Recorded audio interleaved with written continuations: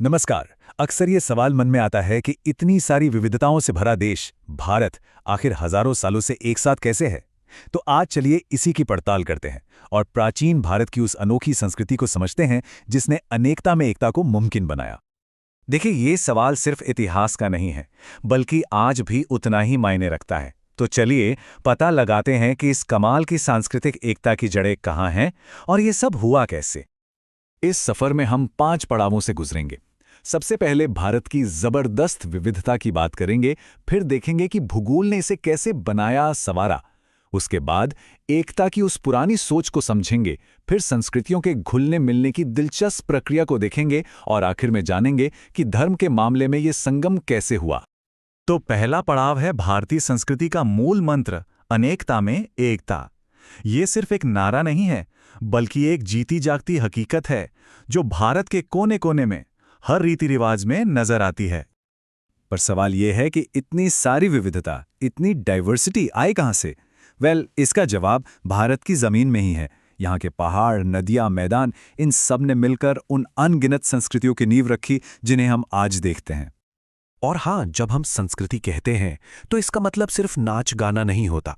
संस्कृति का मतलब है जीने का पूरा तरीका, हमारे खाने की खुशबू से लेकर हमारे सोचने के ढंग तक, त्योहारों के रंगों से लेकर हमारे विश्वासों की मजबूती तक, सब कुछ इसमें शामिल है। जरा सोचिए कैसे हिमालय की सर्दी ने वहां के लोगों के कपड़े और खाने पीने का तरीका तय किया, तो वहीं समुद्र किनारे की नमी ने एक बिल्कुल अलग लाइफस्टाइल बना दी।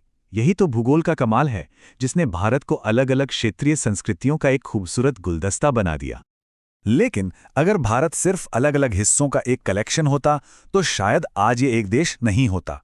इन सारे फर्कों के बावजूद एकता का एक बहुत मजबूत धागा हमेशा से यहां मौजूद रहा है। चलिए अब उसी धागे को पकड़ते हैं और देखते हैं कि ये विचार कैसे बना। क्योंकि सच तो यह है कि पहाड़ और नदियां लोगों को हमेशा के लिए बांट कर नहीं रख सके।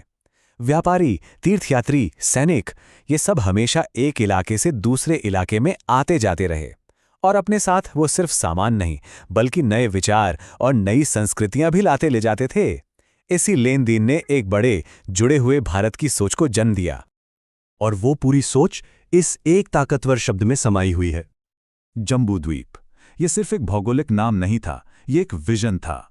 हमारे पुरखों ने इस विशाल धरती को अलग अलग राज्यों के जोड़ की तरह नहीं, बल्कि एक पूरी भौगोलिक और सांस्कृतिक यूनिट की तरह देखा। और इस भौगोलिक एकता के ख्वाब को हकीकत में बदलने का एक राजनीतिक आदर्श भी था, चक्रवर्ती का आदर्श। मतलब एक ऐसा राजा जिसका राज पूरे जम्बूद्वीप पर धर्म और न्याय के साथ चले। ये उस दौर के हर बड़े राजा का सबसे बड़ा सपना हुआ करता था। और देखिए, ये सिर्फ एक सपना बन के नहीं रह गया। ईसा से लगभग 400 साल पहले मौर्य साम्राज्य ने इस सोच को सच कर दिखाया। उनका राज हिंदू कुश के पहाड़ों से लेकर बंगाल तक फैला था और इससे यह हमेशा के लिए साबित हो गया कि पूरे भारतीय उपमहाद्वीप को एक करना मुमकिन है। तो ये एकता बनी कैसे? सिर्फ राजनीतिक ताकत से नहीं, इसका असली राज सांस्कृतिक संश्लेषण की प्रक्रिया में छिपा है। ये वो प्रोसेस है जिसमें अलग अलग संस्कृतियां आपस में मिलती हैं, घुल मिल जाती हैं और फिर कुछ नया और अनोखा बनाती हैं। ये कोई एक दिन में नहीं हुआ, ये एक बहुत धीमी, लगातार चलने वाली प्रक्रिया थी। बिल्कुल वैसे जैसे एक बड़ी नदी में कई छोटी छोटी धाराएं आकर मिल जाती हैं। सदियों तक उत्तर पश्चिम से लोगों की लहरें आती रहीं।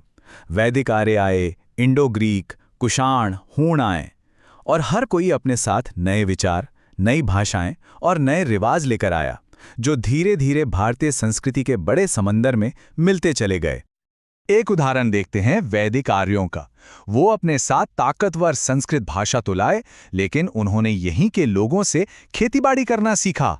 और एक दिलचस्प बात यह है कि यज्ञ जैसी अहम परंपरा भी शायद उन्होंने यहीं की लोकल संस्कृतियों से अपनाई थी।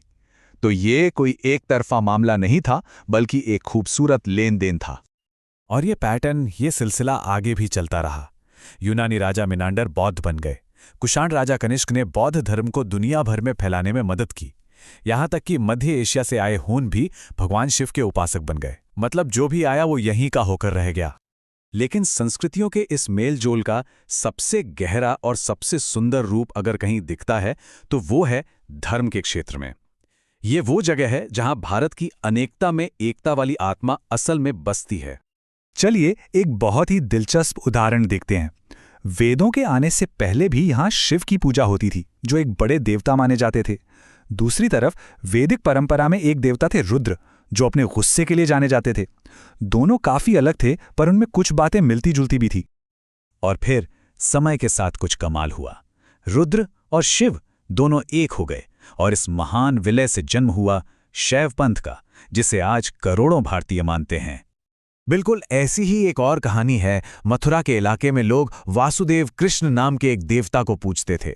वहीं आर्यों के एक प्रमुख देवता थे विष्णु, जिन्हें ब्रह्मांड का रक्षक माना जाता था। और यहां भी वही हुआ, दोनों एक हो गए। वासुदेव कृष्ण को विष्णु का अवतार मान लिया गया और इसी मिलन से वैष्णव पंथ बना। इसी प्रक्रिया से भक्ति का वो विचार निकला, यानी ईश्वर से सीधा प्रेम और समर्पण का रिश्ता, जो आज भी भारतीय आध्यात्मिकता की जान है। तो कुल मिलाकर बात क्या है? यही कि खान पान, पहनावा, भाषा, इन सभी बाहरी फर्कों के बावजूद एकता का एक अनदेखा धागा हमेशा से भारत को एक साथ जोड़े हुए है। और ये खुले दिल से दूसरों को अपनाने और साथ मिलकर कुछ नया बनाने की जो भावना है, वही भारतीय संस्कृति की असली ताकत और विरासत है। और ये पूरी कहानी हमें आज के लिए एक बड़े सवाल पर लाके छोड़ देती है। संस्कृतियों के मिलने और एक होने की ये जो हजारों साल पुरानी प्रक्रिया है, क्या वो आज भी हमारे समाज और हमारी पहचान को उसी तरह से बना रही है? ये एक सोचने वाली बात है।